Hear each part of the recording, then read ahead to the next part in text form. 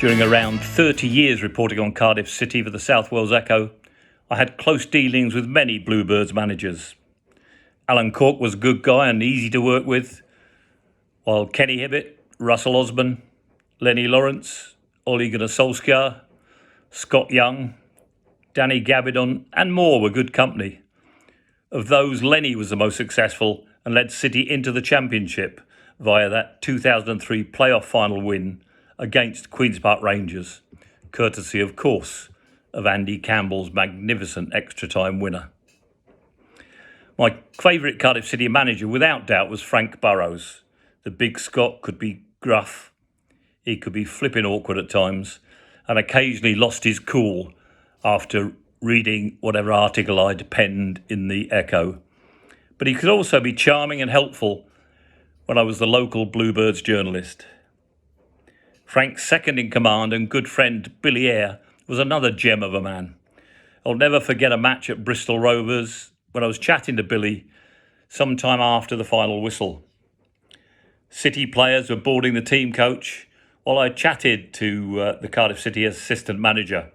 I asked Billy about a defensive mix-up which led to a goal for Rovers, and he responded by calling the players off the bus. They were waiting for the journey home, and we were in the car park, but Billy insisted they get off again, and he put them into the positions they were in before that goal was scored. He then used them to explain where the mistakes had been made at the back and how City's coaching staff would work to erase those errors. It's a sad fact that both Frank and Billy have passed away. Rest in peace, guys. I didn't work alongside the likes of Eddie May and Jimmy Andrews, but having got to know them pretty well after their professional managerial careers were over, they came across as top football men. Jimmy Schooler too had a big pedigree in management. I would have loved to meet him.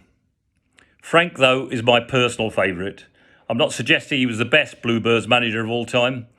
After all, Cardiff City have been promoted to the Premier League twice, while they were First Division runners-up almost a century ago and won the FA Cup in 1927. Frank was a serious football man. He led Cardiff City to promotion twice, the only man to achieve that, and those successives underlined his qualities. The first time I took note of him was during the 1969 season, when at the age of 16 I watched on television as he helped Swindon Town beat the highly fancied Arsenal in the League Cup final at Wembley Stadium. Swindon's Don Rogers took the main plaudits, scoring two superb goals in a 3-1 win for the Wiltshire club, while Burrows shone in defence. He was faced by another future Cardiff City manager in Bobby Gould, who led the Arsenal attack and was, in the main, shut down by Burrows. A memorable match, which I think I watched in black and white in the days before colour, if I remember rightly. And I thought of that game when I got to know Burrows far better during Cardiff City's pre-season trip to Keele University in the English Midlands years later. He had just started a second spell in the manager's hot seat, and during a week's trip including matches against Stoke City, Port Vale and more, Frank and I would sit and enjoy a glass of wine after training and matches. The manager brought himself a bottle of Chardonnay white wine at the start of the week and drank one glass each evening, finishing off his bottle on the final night. I recall Wales international Peter Nicholas was also at Keele University that week on Premier League youth team coaching duty and occasionally joined our chats. This was a season of a pre-season training camp when Burrows brought in defender Graham Mitchell, who turned up to join the squad a couple of days into the trip. Lanark-born Frank started his playing days at nearby Socky Juniors in Scotland. Then he became a Wraith Rovers part-timer before heading south to sign for Scunthorpe United. He was a tough defender who tackled hard, a fact that Cardiff City striker Brian Clark confirmed years later. He recalled his clashes with Burrows from the late 60s and early 70s, saying, "Frank will tell you, I never had a kick when I played against him. I did, though, plenty of them. I had the bruises to prove it. Frank was a tough opponent. Burrows was a man of few words on occasions, but the master of witty one-liners when he felt in the mood. Burrows led Cardiff City to promotion from Division 4 in 1987-88, having replaced Alan Durbin as manager, and they also won the Welsh Cup, qualifying for Europe. He had been appointed by Chairman Tony Clemo, a Cardiff City travel agent. Before he returned for a second spell at Ninian Park in 1998, when he used the same office from his first time at the club, I remember spotting him watching a Bluebirds performance at Barnet from the terraces. Frank was among the home fans, his flat cap pulled down as low as possible as he pondered whether to return. Thankfully, he decided yes. He left a coaching job at West Ham, where he worked under Harry Redknapp, for his return to South Wales and said, "When I took over at Cardiff City the last time, it was really a struggling club. I was hungry for the challenge and left my coaching job at West Ham to take it." Straight-talking Frank was a man who earned respect and loyalty. There were times when he would throw teacups around the dressing room with deadly accuracy, but he would never criticise his players publicly. "My players know what I think," he would say. I have to admit, Frank made me look a little silly after a match at Northampton Town's Sixfields Stadium. He and I had a difference of opinion at the time, and he had refused to speak after matches for a couple of months. That was typical Frank if he felt he was in the right. I was stood outside the away dressing room chatting to a local Northampton reporter and telling him that Frank would come out but would refuse to talk to me. City had lost 1-0 against Northampton that evening in a league trophy tie, if I remember rightly, and surely Frank would be in a foul mood. The big Scot emerged from Cardiff's changing room, smiling though, and said, "Hello, young Terry, what do you want to know?" I don't think Frank had heard me talking to the local journo, but his timing was immaculate. My fellow media man must have thought I was making it all up. Frank would read the South Wales Echo and react as he saw fit. He was strong-willed while I tried to stand my ground when it was right. I went to Ninian Park to interview Frank at 9 a.m. one morning. His secretary passed on the message that I was there, but he didn't appear. He wasn't due to be training because the players had a day off, and it became a Mexican standoff. Frank stayed in his office. I refused to budge.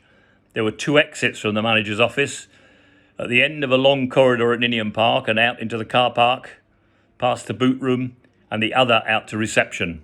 I kept an eye on both. At around 4 p.m, Frank emerged from the door opposite the referee's changing room and into reception. I kept things polite and said, "Hi Frank, you ready to chat?" He was shocked I'd stayed, but he stopped and we chatted for 20 minutes or so. I continued to talk to Frank occasionally after he left Cardiff City, when he spent his time between the UK and America, going abroad to catch the sunshine. Even now my thoughts go back to the days the hard, uncompromising Frank was in charge. He did a good job for Cardiff City on both occasions he was in charge at the club. 2 promotions, that cannot be taken away from the man, and a Welsh Cup triumph, of course. He brought in players at the right time, players who improved the squad, and he brought success to the Bluebirds. The shock departure of Mark Delaney to Aston Villa and a £500,000 transfer was a blow in 1999. I think it was around March time. I was driving along the M4 to London with my best pal Lee Beams and another friend, heading towards Brighton v Cardiff City, a match being played at Gillingham's Priestfield Stadium. 2 of us had heard that Delaney had gone, but Beamsy didn't know. We decided each of us would name what we thought would be the starting lineup, and of course 2 of us left Delaney out. "Don't be stupid," said Beams. "Delaney has to play. Is he injured?" And then he thought, well, has he been sold? We revealed Delaney was going to Villa, and my mate said, "Stop the car, I'm getting out," on the M4 and walking back. Thankfully, we persuaded him to stay in the car, I'd only been at Cardiff for 8 months, Delaney said later. I was finding my feet at that level, and then Villa came in for me. Cardiff were doing really well. We were flying high, and I was ready to stay at Cardiff for many more years. It's one thing to go from Carmarthen to Cardiff City as I did, but then to go from Cardiff City to Aston Villa in the Premier League was huge. Cardiff was still promoted, along with Brentford and Cambridge United, clinching third place thanks to a goalless draw against Scunthorpe United at Ninian Park. The loss of Delaney hit Frank hard. He had signed Delaney from Carmarthen Town after paying to watch him in a Welsh Premier League match. Burrows had previously left Cardiff and Swansea because he believed they lacked ambition at the time. I have carried Cardiff City in the past by selling players, said Burrows. I've carried Swansea in the past by selling players. I'm not going to do it for a third time. There is no doubt Frank and I had a love-hate relationship. There were times when we would meet at the Hilton Hotel in Newport and chat about Cardiff City over the usual glass of wine. Burrows, who died at the age of 77, is the only manager to have led the Bluebirds to promotion twice, in 1988 and 1999. Frank had some financial backing and added new recruits, including Willie Boland from Coventry City, but Cardiff struggled at home and were unable to climb clear of relegation problems. Lenny Lawrence, who would lead the Bluebirds to promotion 3 years later, played a part in Frank's departure from Cardiff City. Lenny's Luton Town team won 3-1 at Ninian Park, and City were truly awful that day. My player ratings against Luton included 5. My player ratings that day included 5 2 out of 10s, and Frank resigned on the Monday despite attempts by Chairman Steve Borley to persuade him to stay. Boland was one of the players awarded 2 out of 10, and while he would occasionally pass a time of day informally, he refused to do interviews with me over the next 6 years before he moved on to Hartlepool United. Frank moved on before a new era under owner Sam Amam started at the club, and he recalled, I was 54 years old when I was asked to return, and you don't get too many offers at that time of life. I had a house in South Wales. Cardiff were in a poor position, and I thought I would give myself 2 years with a limited budget to turn it around. Billy Eyre was the best signing I made. He knew the lower divisions. At West Ham, I was looking at the Premier League, and I had lost touch with the third division.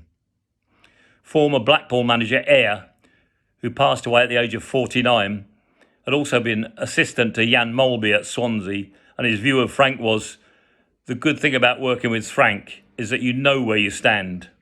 As a coach, he puts you on the spot, expects high standards, and you must respond or he won't tolerate you. He got the best out of everybody employed. One of the Frank Burrows stories which still make me smile surrounds midfield player Richard Carpenter. I was sitting in reception at Ninian Park, having requested an audience with the manager when the telephone rang. The receptionist answered. She took the message, leaned out the door which led down a corridor to the manager's office, and yelled, Frank, Richard Carpenter from Fulham on the phone. He wants to talk to you. A useful tip-off from the receptionist. Thank you. Last word to Frank's younger sister, Christine, who said, my family moved from Larkhall to Fishcross because our dad had a job in the pits. Frank went to school and played for Socky Juniors before joining Wraith and then Scunthorpe. Burrows was head boy at his school in Scotland and then completed an engineering apprenticeship at Melvin's in Alloa before embarking on his football career. Frank would cycle home during his break at work to have lunch with sisters Christine and Jenny, plus parents Jock and Teen. He was 6'4", big and tall, but quiet, said Christine. He played centre half and was a quiet person, apart from on the pitch. He was tough on the park, but his manner overall was mild. His life was football. He was an ordinary man with a good heart. I met his wife Wendy, and she was a lovely lady. They spent a lot of time in America during the summer months. They had 3 children, Derek, Lorna and Christopher. I will never forget Big Frank. Thanks, mate.